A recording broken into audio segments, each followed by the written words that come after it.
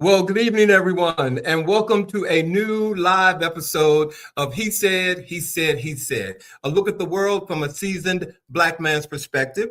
I'm your host, Alvin King, and welcome to a very, very cold Friday, January the 16th, everybody. I don't know where you are, but here in Washington, D.C., it is cold, but I want to take a moment and thank all of you for being with us tonight. I hope you got your little libation, something warm and whatnot, because we're going to get newsy with you again tonight, ladies and gentlemen. And I tell you, there's just so much going on out there. I mean, if we could get newsy with you as well as we want to, you would be here probably for 2 hours, but we can't do that tonight. But tonight, I want to start with something that should trouble every American, no matter your politics. This week, doing a tour of the Ford River Rouge complex in Dearborn, Michigan, a Ford employee by the name of TJ Sabula shouted at Trump, calling him a pedophile protector. Whether you agree with that statement or not, it was speech. What followed was not presidential. The former president stopped, turned to the worker, and appeared to mouth off the F word and flashed a middle finger before continuing the tour. That wasn't strength. That wasn't leadership. That was pure rage. And it was beneath the office of the presidency, at least the one that we're looking at now. The official response from that office was the worker was labeled a lunatic and the gesture was called inappropriate. Since when is flipping off an American worker on the job appropriate behavior for anyone who wants to lead the country? And yet, instead of silencing this man, the backlash did the opposite. Support poured in. Public figures stepped up. Nearly $1 million is now headed toward Mr. Sabula, because when power lashes out at working people, people notice. This moment will fade for sure, you guys, but what it revealed should not. It revealed how easily cruelty gets excused and how far we drift from the idea that leadership requires dignity, which brings me to where we need to be tonight. Yesterday, along with some very other important birthdays of which we'll talk about later on, we honor the birthday of Dr. Martin Luther King, a man who taught us moral leadership, and taught us that moral leadership matters, that character matters, and that how we treat one another is the true measure of a nation. Let's talk about what it really means to honor this fine man. As we approach Martin Luther King's junior holiday on Monday, it's important to say this plainly. We are living in a deeply divisive, disruptive, increasingly racist political climate. One where truth is challenged, fear is amplified, and the humanity of entire communities is debated as if it were optional. Dr. King did not call us to comfort. He called us to courage. He warned us about the danger of silence, about the violence of indifference, and about a society more committed to order than to justice. And if we're being honest, if I'm being honest, his words feel less like history and more like a mirror right now. Celebrating Dr. King is not about quotes on social media or a day off work. It's about recommitting ourselves to justice and to dignity and to love the demands that requires accountability. It's about speaking up when racism shows itself, protecting democracy when it's under threat, and standing with those whose voices are being pushed to the margins. So here's the call to action. This weekend, don't just remember Dr. King, honor him. Read his words, support an organization doing justice work in your community. Have the hard conversations with folk, challenge racism when you hear it, and ask yourself, honestly, what role you're willing to play in bending this moment toward justice. To honor his legacy today means action, real action. It means showing up, telling the truth, and choosing justice even when it's uncomfortable. This is how we keep Dr. King's dream alive, ladies and gentlemen. Happy Martin Luther King weekend to all of you. I hope you're doing something that I mentioned to call to action. And speaking of call to action, I don't do this show by myself. So if you all are ready, let's get on with the chat.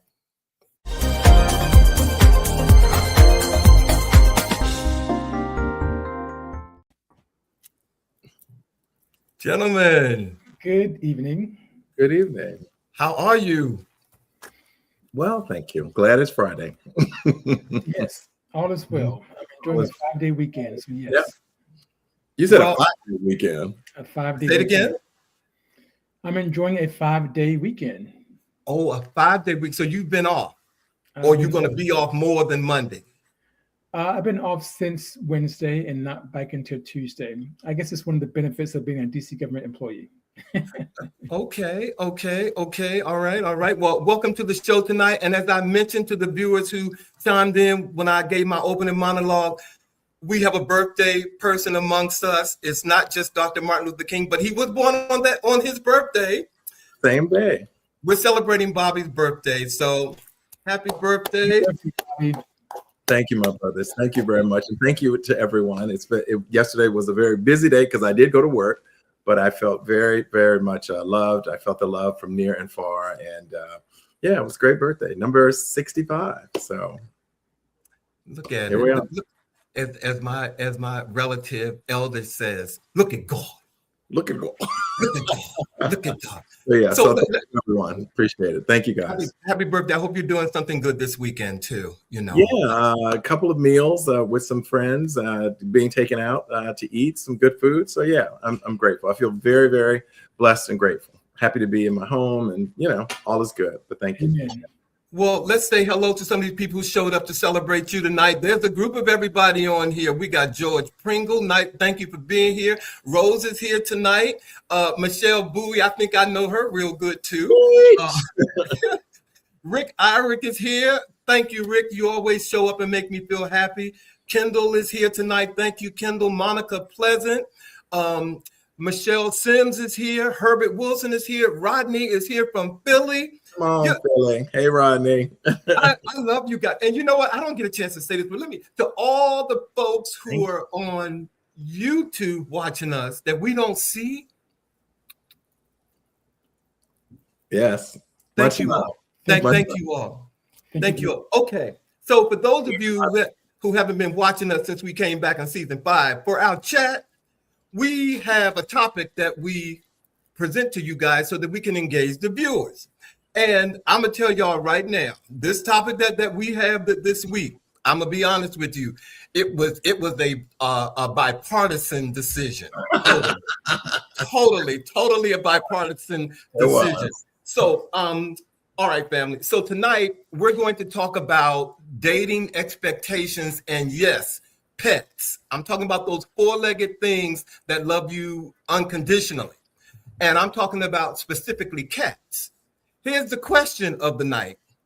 Would you date a man who has cats?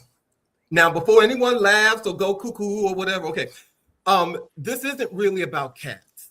It's about masculinity, stereotypes, independence, nurturing, and how we judge people before we even get to know them. And 3 key points before I get on. Stereotypically, cats are supposed to be for women. Okay, this is what we've done our little research and found out. Okay, and we also found out that having pets and dating are deal breakers for a lot of people. And this show tonight, or this segment, is not an anti-dog or an anti-cat. It's really about perception. So I'm gonna ask my producer to put up a little question for you guys that I want you all to do. I want you all, if you're looking at this and listening to this, please put a little smiley face, say, yeah, you would date someone, absolutely. It depends on the person. No, you wouldn't. And you never thought about it. You guys go, but put your comments in there because we want to hear you. Okay. You got to read Rodney's statement about dating somebody like that. He's so bad. What did He Rodney said yes. He said yes. I would date a man with a cat, but we are getting takeout. And I know that comes from a place of people believing that, you know, cats go anywhere and everywhere. I've seen them on people's stoves sometimes. Like, Yeah. Well, let me ask Bobby and Shawn, and you all can throw it back at me. First of all, do we judge people differently for having cats Yes. based on how they express gender? And what does that say about our expectations around masculinity, femininity, and queerness? Shawn, Yes. I think, has a strong opinion about this. Well, yeah, because this is something that has been interesting for me for quite some time. We all have heard of the spinster, and we know that it's a stereotype that isn't a positive one. And I don't even like that spinster thing. But when it comes to men, specifically Black men and cats, yeah, there is something that goes against the stereotypical norm for a Black man. You know, Black men are typically, you know, what, masculine and, you know, alpha male, machismo. And to see a man with cats, you know, it kind of throws that logic out the window. You kind of like have to step back for a second. I have no interest in dating a man with cats personally, but that's just me. Bobby. Dogs are okay. He said, I have no interest in dating a man. That's just me. For me, it's not so much the choice of animal. I'm allergic to cats. Like, I can't be around them very long without like itchy eyes. And my housemate, my love Michi, there's a cat living in my house technically downstairs, but I can't be around a cat very long without, you know, itchy eyes and sniffing all that. So for me, it's not so much that it's a cat over a dog. It's just the allergy for me. Dating someone with a pet, I think about that carefully. I do, because of, you know, dander and, you know, allergies and all of those things. So it would be something that I would consider, but it would not be something that would stop me from dating someone with a pet. No, a cat, because of my own allergies, would be a problem for me. I'm going to go to Troy first because I saw We something. haven't heard from you yet. Okay, and I'm going to go to Michi because Michi's over here too. Troy said he's highly allergic. Oh, he said hell no first. He also said hell no. And then he also said that cat people are taught to accept love being withheld. Only because cats are not as generally, whereas a dog immediately runs up to you and, you know, like is always wagging the tail, and you see it like that. With cat people, I think they learn to accept love in a very different way. Interesting. Okay. And Michelle Michi says, being a huge animal lover, yes, I would date a woman with a cat, as I am same gender loving. If I dated men, yes, I would date him for sure. Okay. I mean, I have to agree with Bobby. I'm allergic to cats, but I'm also afraid of them. I think cats know that I'm afraid of them. And quite frankly, I don't want to be around anything or anybody that's afraid of me, that fear me. But, well, some people, but they've earned that. But they're not cats. Okay, so I'm just gonna say but I would date a person who has a cat, but I would do it in a way where I got one eyebrow up. Like, because if I ever see the cat near the kitchen or places that don't work for me, I might have to say, I think you need to avoid that kind of relationship, because they go everywhere, and people who love them generally allow them to go everywhere. That's you know, but I've also seen dog lovers, not to veer far from, but we were talking about pets and so forth. I've also seen people do that with dogs as well. Like, you know, you come into the house, the dog is all over you, and the owners never say, you know, let me pull him away, or no, the dog just kind of runs the show. And I'm just like, so. Well, I'm going to go here because this is really real. Now, I know we've all said how we feel about cats, right?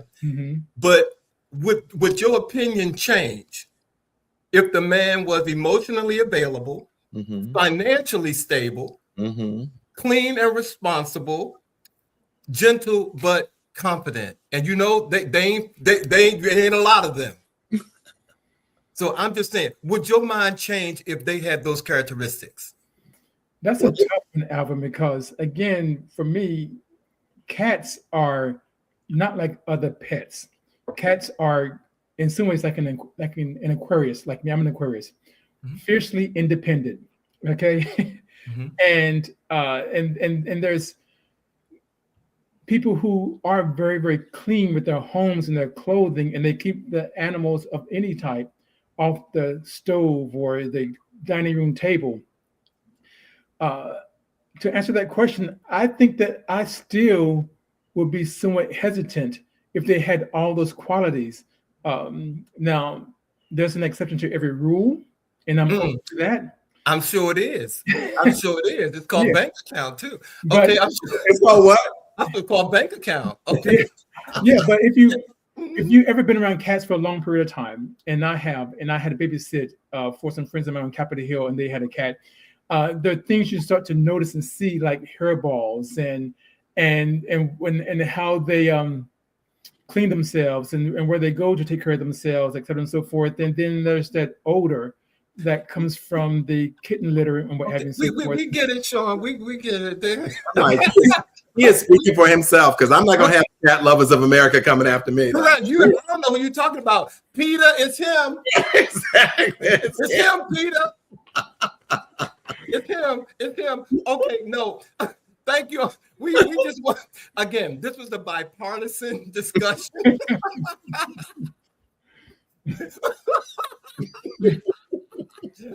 I don't know what happened to somebody.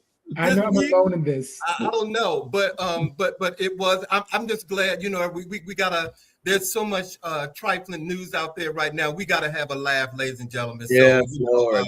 We definitely got to do that. So as we close this, what our intention was tonight is to show us is that dating is full of assumptions. A man with cats might be independent, nurturing, emotionally aware, or he might just like cats. But despite all that, we have our preferences, and we're going to make our decisions based on what is really comfortable for us. Is that a fair assessment, guys? Can I say that? It is. And I will say that there was one image that came up at the very beginning of this brother with a black cat, and the cat was looking a little gangster. And I was like, I don't know, one might make me that brother, because hey, what's up? Look at that choker on that cat. I'm like, I just feel some authority going on up in there. I had to touch my own goal tonight. Okay. You know what? I love y'all. I'm just saying. I do. Keep Wait, it real. Rick said something. Rick said, it's not the cat, it's the owner. And see, that's how you close out a segment. I agree. Rick, first of all, thank you all. Thank you. Okay, you guys, we're going to get newsy with you. We got some top stories and we got some entertainment. It's been a very busy week. And like I said, if we gave you everything that's out there, we would be here till tomorrow morning talking about all the stuff that's happening out there. So I'm just going to go ahead and kick it off with something that's very important to me, because I got some medicine this week that I order like every 3 months or whatever, and it went up $60. It went up $60. So this week, the U.S. House passed a 3-year extension of enhanced affordable care subsidies, a vote with real consequences for millions of Americans. 17 Republicans joined Democrats to move the bill forward, underscoring rare bipartisan agreement. These subsidies help keep health insurance premiums affordable for working families, seniors, and small business owners. And without them, many would face steep cost increases or lose coverage altogether. The bill now heads to the Senate, where its fate remains uncertain. But this week's votes makes it clear that affordable health care is not theoretical, it's personal. So Bobby and Shawn and you guys, if affordable health care can earn bipartisan support like it did this week in moments like this, why does Congress still treat ACA subsidies as temporary instead of permanent? Well, I think this still goes back to what we should have done many years ago, and actually referring back to the 1940s with Roosevelt, when universal health care was first introduced, but it was not supported because it would have included giving universal health insurance to Black Americans. That's why we don't have universal health. That's why we don't have universal health coverage today. It's because of systemic racism, white supremacy. They want for themselves and not for us. So this kind of goes back for almost 100 years when you think about it. And the fact that we had 17 Republicans come on board, they actually are reading the tea leaves, that they know that they have a primary coming up, and then they have the midterms in November, and they're on the right side of keeping their jobs. And that's what this is all about.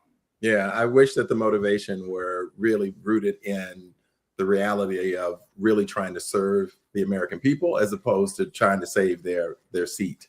Because these upcoming elections are coming on. The whole notion of us being the United States of America and not having universal health care, particularly when you see how effective it can be done in other countries around the world, where people who are citizens, who are paying taxes, don't have to worry about access to just general health care. It is literally an embarrassment and appalling that the United States of America does not provide that for its citizens. As we boast about being the wealthiest and the this and the that, and we pay extraordinary salaries to CEOs and athletes and musicians and all, and then everyday citizens don't have access to healthcare, and they are in fear and making choices of paying bills versus getting medicine and so forth. Like it's actually shameful to me. Yeah, it is, and that's why I wanted to just kind of bring it up and we have a discussion about it, because it's going to get worse before it gets better. If it will even, there's an opportunity for it to get better. I don't know, as Shawn kind of brought out. So thank you for letting me share that with you guys. Thank you. Absolutely.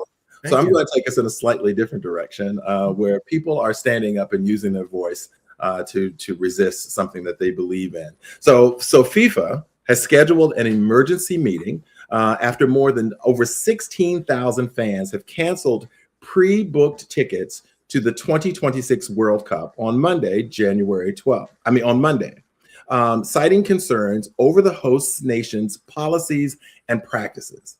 The unprecedented wave of cancellations targets the United States' role as primary host, with Canada and Mexico serving as co-hosts for football's biggest ever tournament.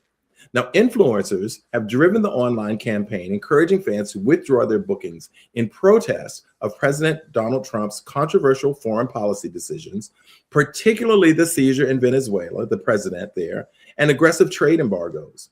Now, given that FIFA has a strict no cancellation policy on sold tickets for the World Cup, it is likely that the figure is reflective of people canceling their participation in the third phase of ticket sales of the event.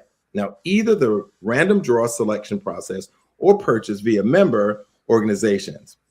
The tipping point, again, came when ICE shooting in Minneapolis took place, where Renee Good was shot.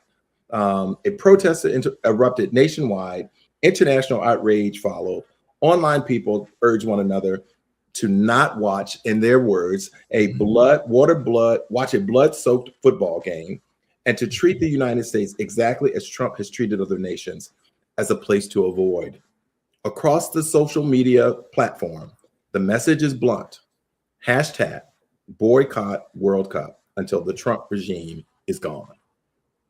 This is really interesting, seeing how other people around the world are responding, both citizens in the United States and around the world are responding to what they believe are some really concerning actions and policies being implemented, not just within the United States, but around the world. So it's really interesting to see how people are standing up to this. And FIFA lost points with Bobby Edwards when they came up with that fictitious piece, whatever that was. So whatever it was, right? Whatever it was. So people are speaking up, and the World Cup is being impacted by it. All I can say is yay. I'm glad. All I can say is yay. Well, I think we have to think about the fact when we make decisions that we're going around doing things in other parts of the world, as if we are like, gangsters and so forth. People will stand up and use their voice in a variety of ways. And what we know impacts people is. Bobby, I'm glad you said that, Bobby, because I was going to actually say that the way that you hurt a capitalist society is in the wallet. And this is going to hurt the U.S. financially. And not only hurt the U.S. financially, but prior to the election of 2024, this year was supposed to have been a big year for the country in terms of sports, if you will. Absolutely. Yeah. Washington, D.C., which was supposed to host, I think, one or two of the games for FIFA. So it's a loss. And we're already hurting economically in Washington, D.C., and this just adds to it. So this is how you protest. Absolutely. And, our producer even pointed out that even in Las Vegas, for instance, they've lost billions of dollars from protests being made by Canadians who've not come to the United States as a result of the way that they feel that the United States is treating them. So hit them where the pocket is. That's how people listen to you. Hit them where it hurts. Exactly. Amen. Thank you, Bobby. Yep. Yes, thank you, Bobby. I'm going to take us to another story that is related to the policies of this country coming out of the White House specifically. But according to the Associated Press, the United States will suspend immigrant visa processing from 75 countries over the concern that those people coming from these countries will likely apply for public assistance.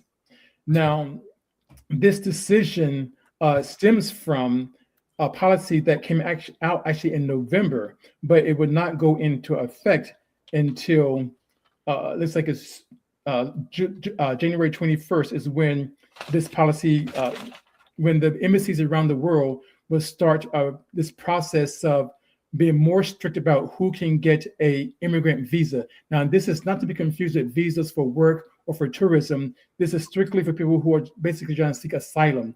Now, like I said, there's 75 countries on this list, and some of them are pretty notable.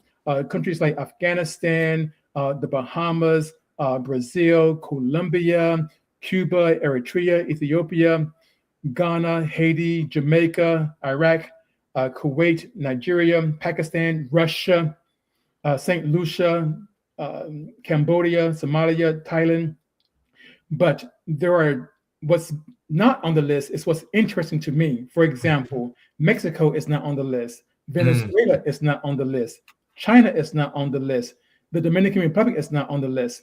And no Western European countries are on the list. There are a few Eastern European countries on the list, like Azerbaijan, but no Western. So I think the story is more about who isn't on the list versus who is on the list.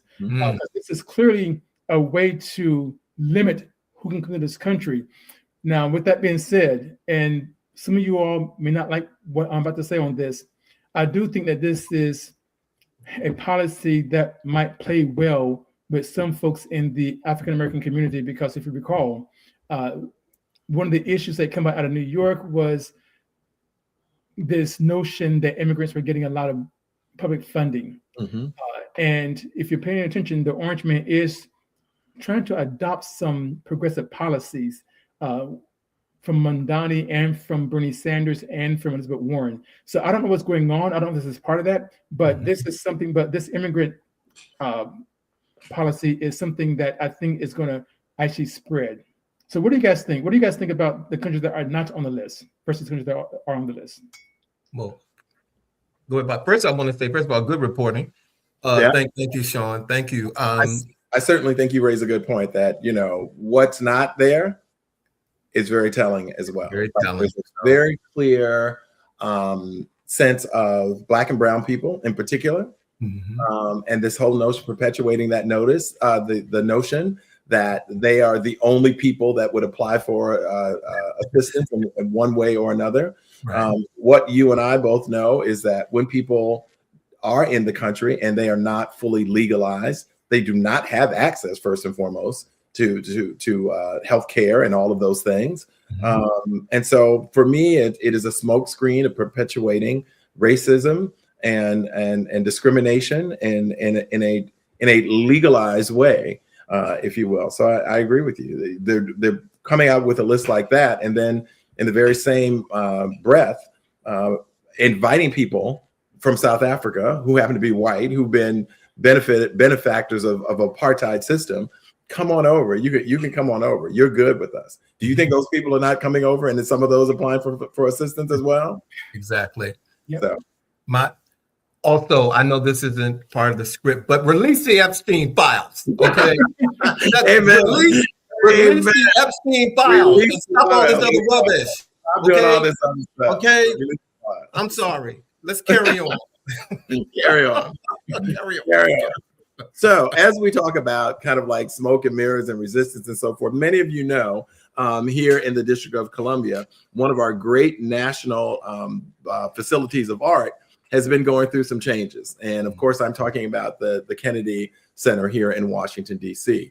As you can see from the image that's up on there, not only has the name been changed, someone's name has been put above the Kennedy name on the Memorial Center, which again, first and foremost, the changing of this name is not illegal. Like the name change was done illegally, essentially, because it does require an act of Congress, and which has not been approved. So, but what I want to talk about is the resistance again, that people are making decisions again, putting their money where their mouth is, literally, and canceling their commitments, their performance. Issa Rae was one of the first performers to do this.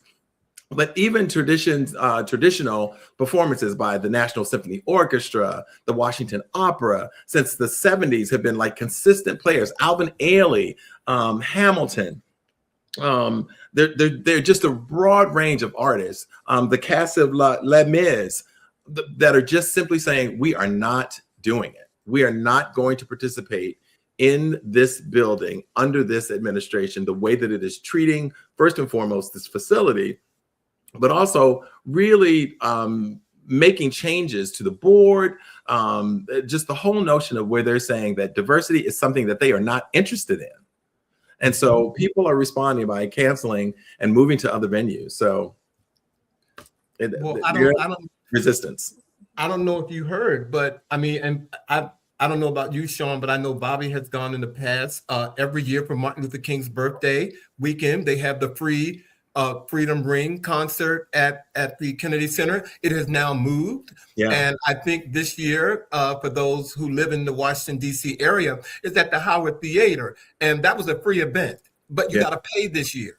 Yeah. Well, it's a much smaller venue probably. And, they've got, but it's I'm just saying it's unfortunate. Yeah. But I love that building and I will not step foot in it again under that name. I will not do it.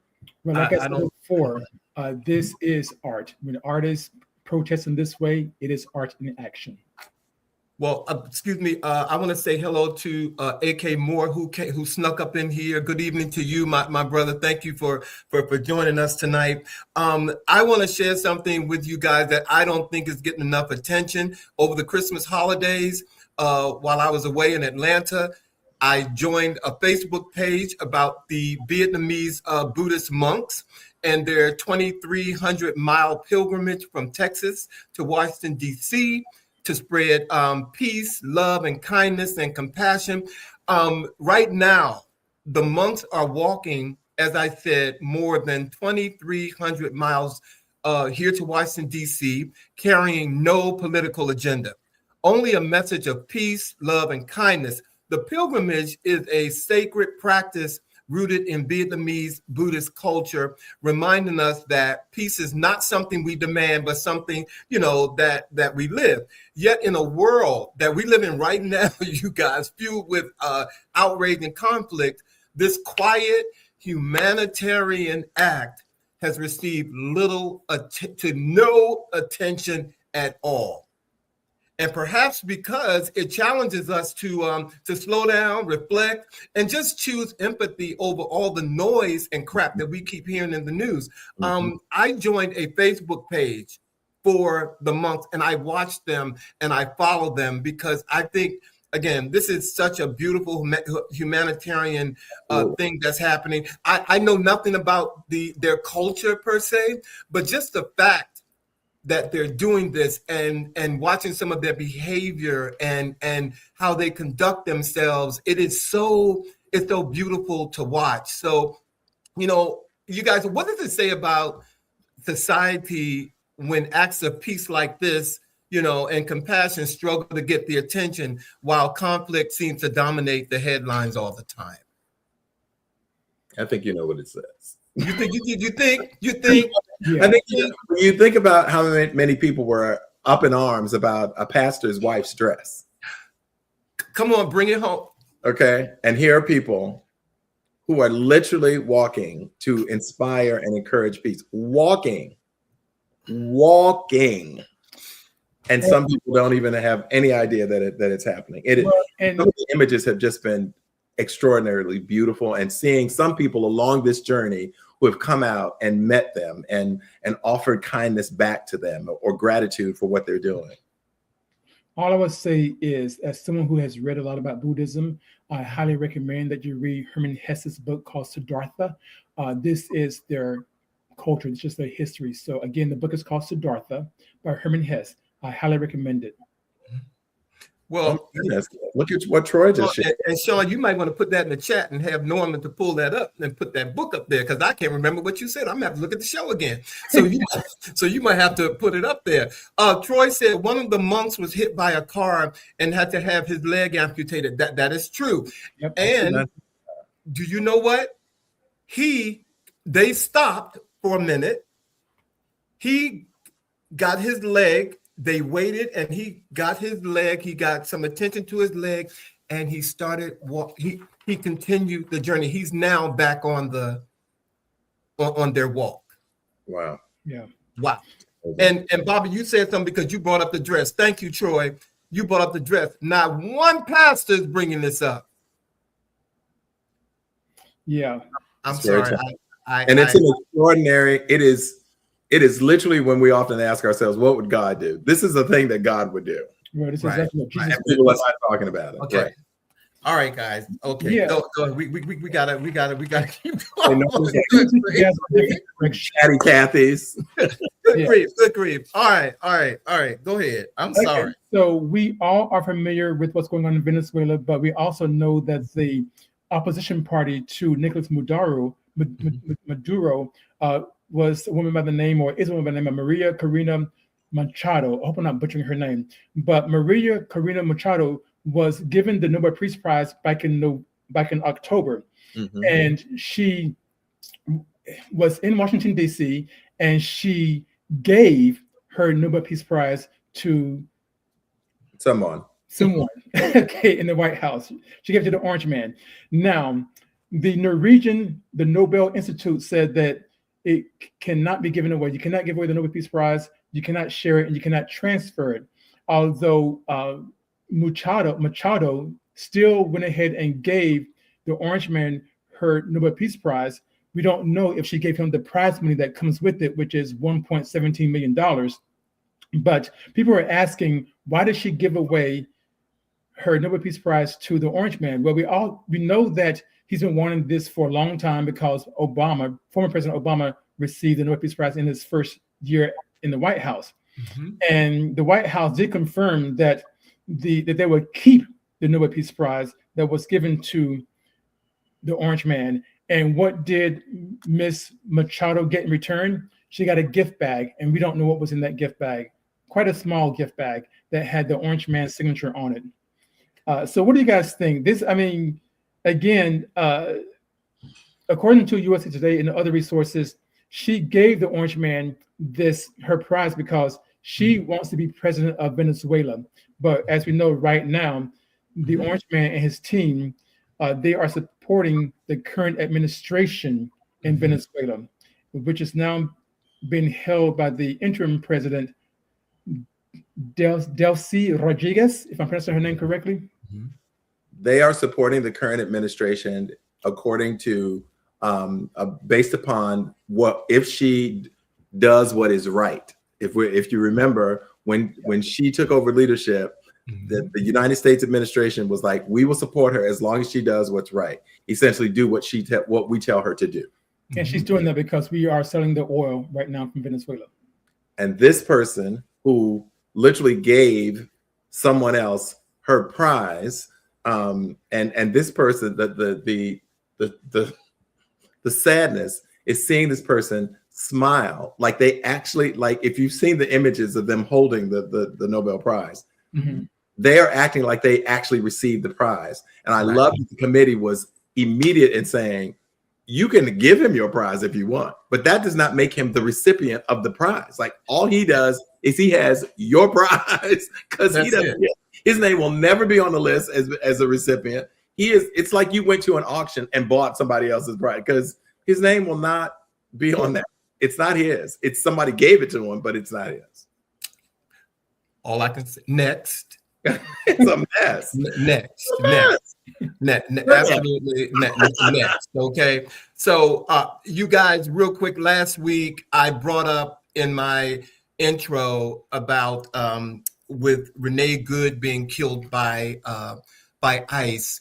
But there was and I mentioned this person's name because there was another killing that is getting no news, no attention. On New Year's Eve in Northridge, Los Angeles, 43-year-old father, Keith Porter Jr., was shot and killed by an off-duty ICE enforcer or agent outside of his apartment complex. His family and community leaders say that he was celebrating the new year when he was killed, and they are demanding answers and justice. And despite the protests, vigils and calls for accountability, local officials have not openly addressed the case. And national media coverage has been minimal, even as concerns grow about excessive force by federal agents and the treatment of Black Americans by law enforcement. This is happening at the same time as we know it in Minneapolis after Renee Good, and nothing against Renee Good. I'm not taking anything away from her. That woman was murdered. But no one is talking about Keith Porter's death at all. I don't know if you all have heard anything. I have not heard anything. I have not. And I just wanted to make sure that I keep this out there because nobody's talking about it. Yeah, I was aware of this, and I'm glad that Alvin, you brought it up last week. But this goes to the heart of the issue with this country, and that is white America is very willing to let Black and brown people die at the hand of law enforcement. But when it comes to their own, there's this shock and awe, and they want to do something about it, like having a protest or a No Kings march, and which all fine and good, but the real battle, unfortunately, is going to require something like this where people are dying. We as people of color have known this for years because we've lost people for centuries due to our fights for rights, humanity, etc. A lot of white folks haven't had that. And I guess we've had Italians who were hung from trees. We had Jewish people who were shot in the civil rights movement, and they were there with us. But where we are today, people need to recognize that Black people are not shocked by this. You all have to step up and act, and know that in acting that there might be some loss that you're not used to seeing. I will summarize by just saying it is yet another example of the two Americas that exist, that coexist. And in keeping with that, because I know we are being sensitive to our time and we've got a good number of stories to continue to share with our viewers tonight. Again, two different Americas, how we support some candidates and not others. Comedians Bowen Yang and Matt Rogers apologized recently for discouraging donations to Democrat running in Texas. And I'll give you one guess who that Democrat person is. So they are walking back their comments about Texas Representative Jasmine Crockett, the Jasmine Crockett, after encouraging fans not to donate to her Senate campaign. In an episode posted on January 7th with the title Las Culturistas was the title for that particular episode. They waded into political territory by debating Democratic Party strategy for 2028 and Crockett's credibility. Don't waste your money sending to Jasmine Crockett. Do not do it. You're going to waste your money, Rogers said, sharing that he donated to Sarah Gideon, the Maine representative who unsuccessfully challenged Susan Collins' Senate seat in 2020. And Yang agreed. Now, after fan backlash, Rogers and Yang posted apologies to their Instagram stories on January 10th. Dallas lawmaker Crockett announced December 8th that she was running for Senate in Texas, and Democrats haven't claimed a statewide win in over 35 years. So this could be a really important one. Again, not a statewide win in over 35 years. And her bid sets off a competitive primary with State Representative James Tallarico, also regarded as another rising political star. Now, the comment was uncomfortable for me to listen to, said one listener. Another comment on Instagram read, so unbelievably disappointing coming from a person in a marginalized community, referring to Yang. I expected much better from you and Bowen, is what they said. In an Instagram story posted Saturday, Rogers said that he has respect and admiration for Crockett, even if he doesn't seem to show it.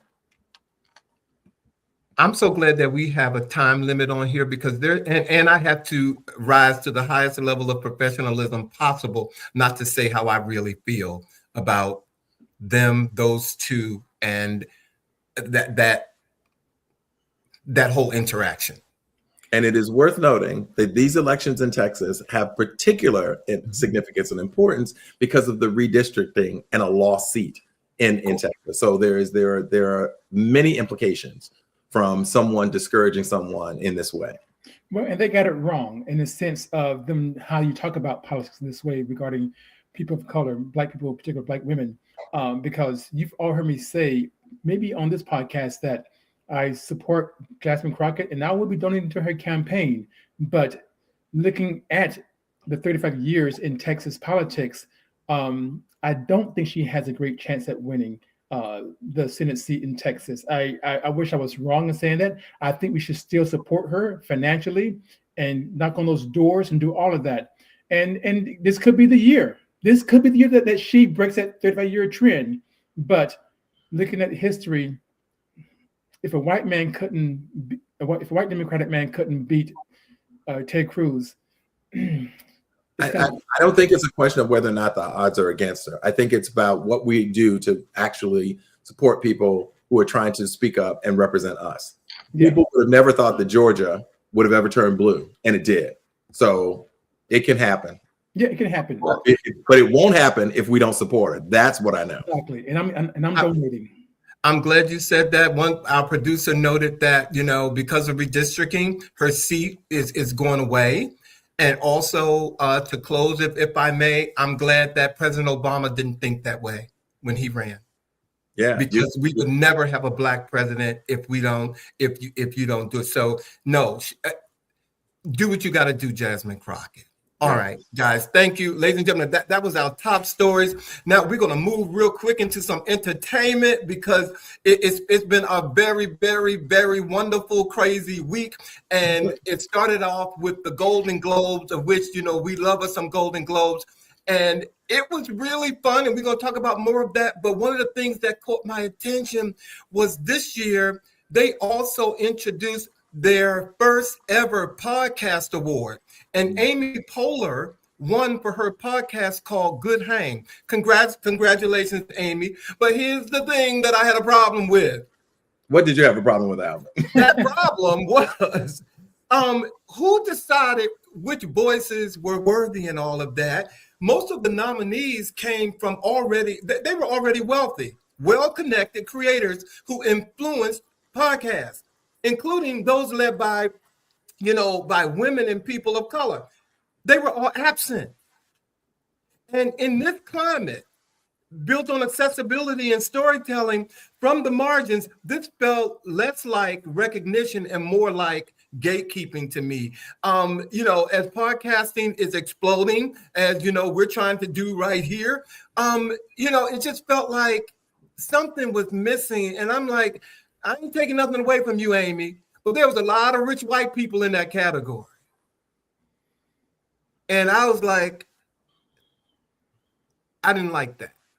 And it makes you wonder also what the goal of the podcast is, because a lot of the ones that were nominated were like kind of entertainment, and not to say they didn't have value, but they were, just let's have a conversation about the things. And there are a lot of podcasts out there that are really geared towards really motivating change in people and self-help and all of those things. And I think there was one. I think Brene Brown, I think may have been one of I think it raises a whole lot of questions as to, out of all the podcasts, and again, this is the Golden Globes. This is not just the United States. This is an international award. International. So, but all of them. I just looked at a bunch of wealthy people having a podcast. Sorry, Shawn. Go ahead. I didn't know if you wanted to say something, because I was just like, no.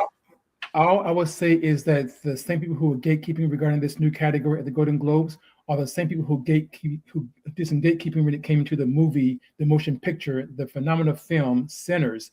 Again, at the 83rd Annual Golden Globes Awards, Sinners, which was directed by Ryan Coogler and starred Michael B. Jordan in 2 roles. The film was awarded Best Cinematic and Box Office Achievement. It achieved this honor for basically having a financial success. The movie grossed about $360 million domestically and almost $400 million globally. So that was considered a smash by the gatekeeper standard. And so they recognized that for the movie. Now, the movie also did win a Golden Globe for Best Original Score that went to Ludwig Göransson. I'm probably butchering his last name. Göransson. I don't know how to pronounce his last name, but his first name is Ludwig. Sounds German. But needless to say, the movie, again, is, in my opinion, isn't getting the recognition that it deserves. But it did win those 2 awards at the Golden Globes. And at the Critics Award, let's see, it did win for Best Casting, and it also won for Best Young Actor so that was a different awards that came before the Golden Globes. But anyway, that's a tangent. I think it's great. And the other thing that's really important to notice is that the film is going back into the theater. So if you like to watch it on the big screen, it's going back into the theaters, which I think is really, really cool. Okay. Now, the Golden Globes also had another highly unexpected win in Miss Tiana Taylor, who won Best Supporting Actress for her portrayal in the movie One Battle After Another. It's her first nomination and victory. Other nominees included actresses like Elle Fanning and Emily Blunt and Ariana Grande and Amy Madigan. What was also really powerful was her acceptance speech, which was heartfelt. She said, I almost didn't even write a speech because I didn't think that I was going to win. And she said, thank you to the Golden Globes for seeing me and reminding me that purpose always finds its moment. The other part of her speech that was really, really profound was directed to Black women and little brown girls watching. She said, our softness is not a liability. Our depth is not too much. Our light does not need permission to shine. We belong in every room that we walk into. Our voices matter and our dreams deserve space. So go ahead. As they did in that Saturday Night Live skit. Go on, girl. We are saluting Tiana Taylor. She's the new it girl. She's the new it girl all the way. And she's bringing the fire. But I want to talk about something that's bringing the heat. You guys, the new HBO series, Heated Rivalry. If you guys haven't seen it, I'm just going to tell you, in my opinion, this is some good TV. Okay. It is about 2 same gender loving men in hockey. Okay. And for those of you who haven't seen it, I'm trying to, because for time's sake, I do want you all to catch it, but it's starring a gentleman by the name of Connor Story, Hudson Williams, and a gentleman by the name of Francois Arnaud. The series explores homosexuality within the hyper-masculine world of hockey. And in doing so, it's opening real conversations at homes and locker rooms and arenas alike. This isn't a trend moment, it's a story, in my opinion, that's right at the right time and right now. I think it's beautifully done. Some people are having issues or concerns with it being in your face, but that's the story of our lives. That's the story of our lives. But It is a darn good series. Almost cursed. It's a darn good. And Shawn doesn't think so. I can see something on your face, Shawn, real quick. But you got something to say, because I have a feeling that you got something to say about it. Well, the show is named what? He said. So. It is, but I can see it on his body language is touching me. What you got to say, Shawn, real quick? What's going on? Episode 5. That's when it gets good. Oh, okay. Well, everybody, I'm not getting a dime for it, but it's good TV. Grab your popcorn and take a look. Okay, boom. All right. I can tell you what will excite people, and that is the Emmy Award winning, Oscar nominated phenomenon, Mary J. Blige, will be doing her first Las Vegas residency starting on May the 1st. She'll be doing 10 dates. That's May 1st, 2nd, 6th, 8th, and 9th, and July 10th, 11th, 15th, 17th, and 18th. Tickets are available today via Ticketmaster, but Mary J. Blige is calling this her Call Mary J. Blige, My Life, My Story, the Las Vegas residency. Again, like I said, debuts May 1st. So get your tickets now, because again, only 10 dates and it's sure to sell out. It's Mary J. I'm happy for her. And if we talk about Black girl magic and music, we're going to keep it rolling with Jilly, Jilly from Philly. No, she has announced her first album in over a decade. Jill Scott, people. It's going to be dropping one day before Valentine's Day on February 13th. And it is, she's not holding back on sharing new tunes. The name of the music is To Whom This May Concern. That's what she's calling it. The iconic soul singer premiered her latest track, Don't Play. It's after her long-awaited album, To Whom It May Concern. And on Don't Play, she guides her romantic partner in the video. She guides her romantic partner into the bedroom to ensure maximum satisfaction. She makes it very clear how she wants to be handled between the sheets. The lyrics are, change the position up, give me Afro beats, please me hard, so hard like a K-dot lyric, she belts. Oh my goodness, Mary J. Okay, so I'm all ready to buy it. Okay, so To Whom It May Concern will follow 2015's Woman, which debuted at #1 on the Billboard 200. And at that time, it marked the first chart topper by a female R&B singer since Beyonce's self-titled album in 2013. So if you're like me, you've been waiting a long time, but we are ready for Jilly from Philly and To Whom It May Concern on what date, friends? February 13th. Valentine's Day gift right there. Well, Bobby, you said something. I just want to make sure that the viewers, so we go back. You were screaming Mary J. Blige. But you were screaming Mary J. Blige. I think you meant Mary J. Like interest. Like you were screaming Mary J. But I thought you were still looking at her in that bathing suit. But you meant Jilly from Philly, right? Well, I was screaming for both because Mary J. Blige did look good in that swimsuit. Okay, she looked good. I thought she got Bobby's attention. Okay, so Mary J. Blige is working. And all that blonde hair. I was like, oh God, come on, Mary J. Yeah, but I'm really excited that Jill Scott is releasing the music. Yes. Well.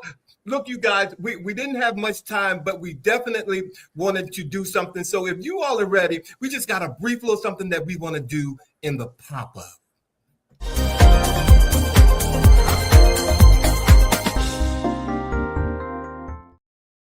All right, you know the Golden Globes wasn't only about giving away awards, ladies and gentlemen. It's about the fashion. And for me, honestly, the Golden Globe has some of the best fashion looks, I think, in all the award shows, to be honest with you.